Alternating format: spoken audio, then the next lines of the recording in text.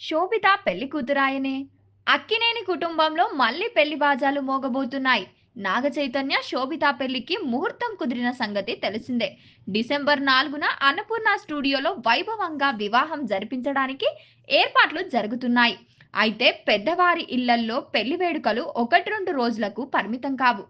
వారం ముందు నుంచే వేడుకలు మొదలవుతాయి. అక్కినేని వారు కూడా ఈ పెళ్లిని అలాగే జరిపిస్తున్నారు.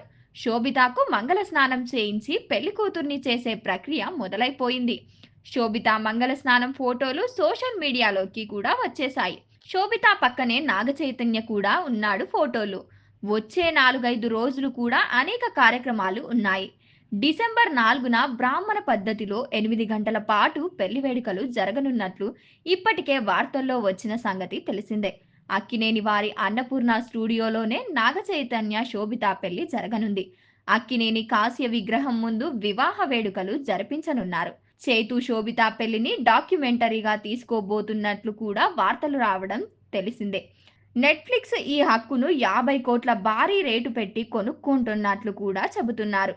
అయితే ఈ వార్తలన్నీ అవాస్తవాలని, వీటిలో నిజం లేదని స్వయంగా నాగ చైతన్య తెలియజేశారు.